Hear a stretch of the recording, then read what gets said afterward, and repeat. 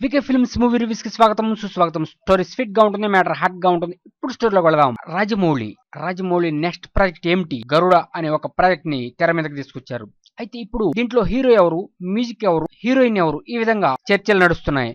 మరి దీంట్లో హీరోగా ముందుగా ప్రభాస్ కానీ ఎన్టీఆర్ కానీ అనుకున్న రాజమౌళి వెంటనే యూటర్న్ తీసుకొని మహేష్ బాబే దీనికి కరెక్ట్ అని డిసైడ్ అయిపోయాడు. మహేష్ ని ఎన్నుకోవడంతో ఇప్పుడు మహేష్ ఫ్యాన్స్ ఆనందానికి అవధులు లేవు. గరుడ సినిమాలో మహేష్ హీరో అనగానే ఇప్పటికే ఈ సినిమాకి ఎవరెస్ట్ అంత హైప్ తీసుకొచ్చేసాడు రాజమౌళి. ఒక్క ఆలోచనతో, ఒక్క ఇంటర్వ్యూతో, నా నెక్స్ట్ ప్రాజెక్ట్ గరుడ అనే ఒక్క ఇంటర్వ్యూతో దెబ్బ తీశాడు. మళ్ళా తెలుగు సినిమా స్థాయిని విశ్వవ్యాప్తం చేసేందుకు రెడీ అయిపోయాడు. చూద్దాం మరి సినిమా ఎవ్వు కేక అనే టైప్ లో తీస్తాడు అని డిసైడ్ అయిపోయారు. ఏదేమైనా మహేష్ బాబుని ఎన్నుకోవడంతో అటు అభిమానులు ఇటు ఆడియన్స్ చాలా ఆనందపడిపోతున్నారు. మహేష్ బాబు అయితే 100% న్యాయం చేస్తాడనే అని కూడా ఒక ఆలోచనలో ఉన్నట్లు తెలుస్తుంది. సినిమా హాలీవుడ్ స్థాయిని కూడా మించిపోయే స్థితి వచ్చేసిందనే అంటానికి ఉదాహరణగా రాజమౌళి ఈ స్టెప్ తీసుకున్నట్లు అర్థమవుతుంది. ఏదేమైనా మహేష్ బాబుని హీరోగా ఎన్నుకోవడంతో సర్వత్రా ఉత్కంఠ నెలకొంది. రాజమౌళికి అండ్ మహేష్ బాబుకి అండ్ గరుడ టీమ్ కి బెస్ట్ ఆఫ్ లక్ చెప్తూ ఇది లేటెస్ట్ మూవీ. నెక్స్ట్ మూవీ మళ్ళీ కలుద్దాం. కీప్ వాచింగ్, ప్లీజ్ సబ్స్క్రైబ్ మీ వికే ఫిల్మ్స్ యూట్యూబ్ ఛానల్.